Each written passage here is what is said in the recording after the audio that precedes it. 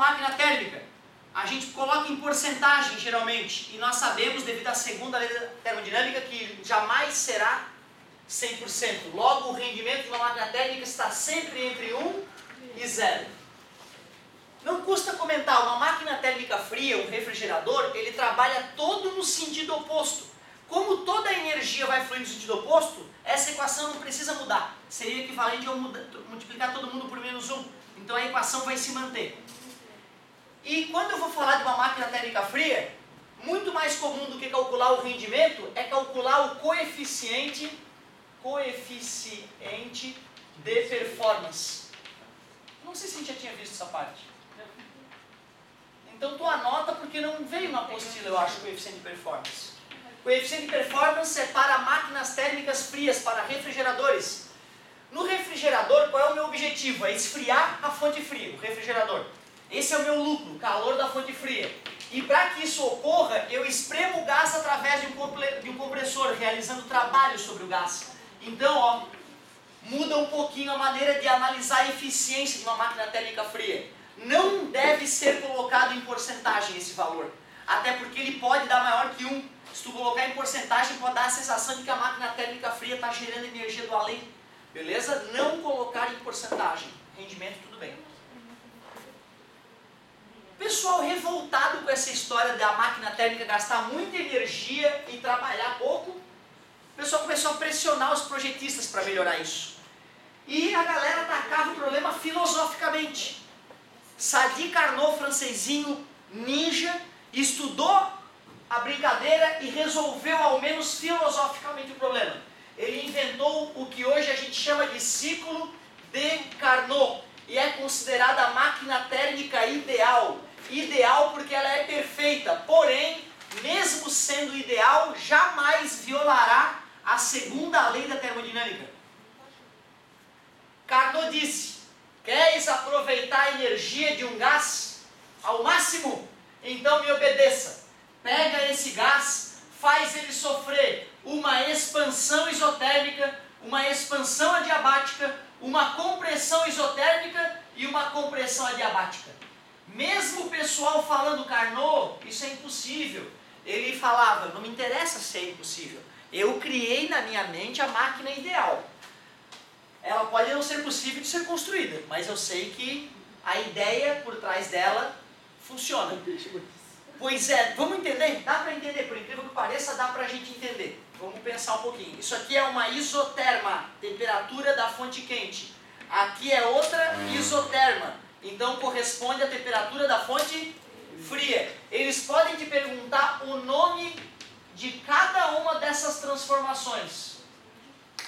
A, B, o que é mesmo?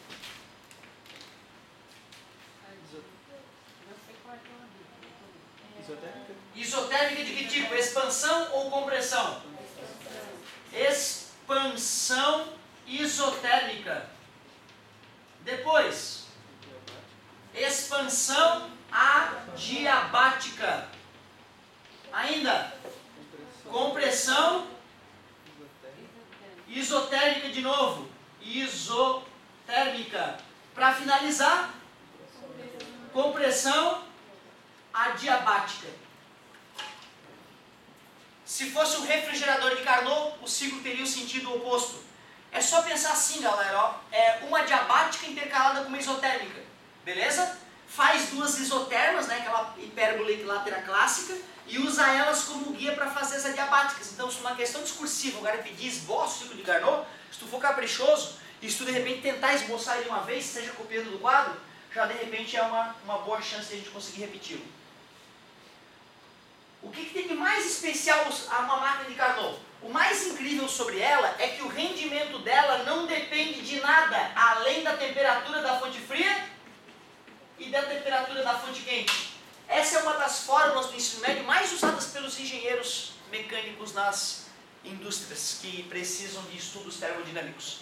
O engenheiro chega lá com essa fórmula na mente dele, quer estudar uma caldeira, antes de ver se vale a pena ele gastar a energia e a grana que ele cobra para fazer o estudo, que é caro, ele vai lá, vai pegar a temperatura da fonte fria, o rio que resfria a caldeira do lado da indústria, vai pegar a temperatura da fonte quente, que é a temperatura do interior da caldeira, vai jogar na fórmula do ciclo de Carnot e vai calcular quanto que uma máquina de Carnot teria de rendimento. Ele vai lá e pergunta para o engenheiro da fábrica qual é o rendimento atual da máquina e compara. Se for bem discrepante, ele vê uma gordurinha para queimar ali, ele vê que dá para melhorar um pouquinho. Se não for bem discrepante, ele já vai, dependendo da tecnologia da máquina, já vai falar, amigo, ou tu troca o teu maquinário todo, ou não vai valer a pena a reforma, porque a tua máquina, né, não tá muito próxima já do que a gente poderia conseguir com ela.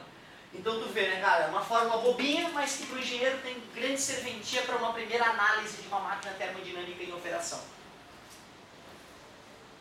Por que é daquele jeito? Por que é desse jeito? Pô, peraí, eu estou com o gás lá numa certa temperatura, vou jogar calor nele para ele aumentar de temperatura.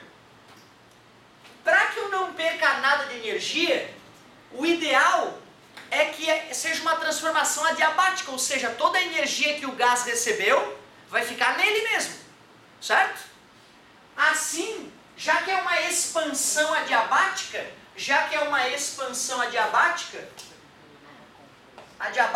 todo o trabalho vai vir da variação de energia interna. Ou seja, eu vou conseguir esfriar o gás à medida que ele se expande. Certo? Depois, o que está acontecendo daqui para cá? É uma expansão isotérmica. Se é isotérmica... A anterior ali que o senhor falou era compressão, não era? É uma compressão. Eu falei expansão. Vamos voltar. Vamos sair do ponto A para ficar mais bonito? Então, beleza. O que esse ponto A está me dizendo? Está dizendo que o gás já está aquecido, né, galera? O gás já recebeu energia da fonte quente e chegou em equilíbrio térmico com a fonte quente. Aí, depois que ele foi aquecido, eu vou querer que ele se expanda. Eu vou querer que ele se expanda sem mudar de temperatura. Por quê? Porque assim todo o trabalho vai ser recebido do calor da fonte quente. Eu não tenho perda nenhuma. Beleza? Depois que eu realizei a expansão, eu vou realizar uma nova compressão, só que agora diabática. Nessa segunda fase, o que é zero? Quer dizer que todo o trabalho que o gás realiza foi para resfriar o gás.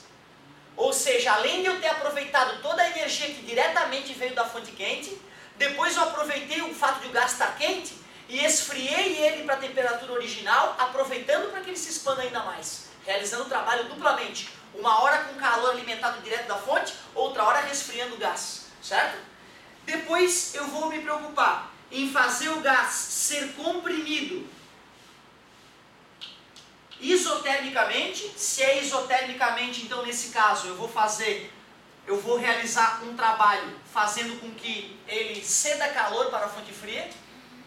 Beleza? Jogou o calor fora, o excesso de calor que não conseguiu ser aproveitado. Finalmente, eu vou completar o meu ciclo fazendo o gás aumentar de temperatura adiabaticamente. Ou seja, à medida que ele aumenta de temperatura, ele já realiza... Não, ali é compressão ainda, né? Certo? Ele ainda é comprimido às custas do aumento da temperatura. Comprime e esquenta. Certo? Ou seja, o pouco aquecimento que eu consegui no gás não foi diretamente da fonte quente. Foi devido à máquina própria ter espremido ele. Ou seja, faz um sentido, né, a maneira dele raciocinar. Principalmente na hora que ele quer que seja termodinâmica. Que aí todo o calor se converteu em trabalho. Beleza? Legal. Essa é a partezinha que faltava de termodinâmica. E de tarefa dessa parte, eu pediria que vocês arriscassem 14 e 15. 14 e 15. Para que a gente não nos sobrecarregue, eu vou usar esses minutos que eu tenho para fazer um comentário sobre a física C, que é a física mais perigosa, a física nova de fato para a gente. Assim, na próxima aula, amanhã, que todos estarão aí, a gente vai ver essa física com bastante carinho.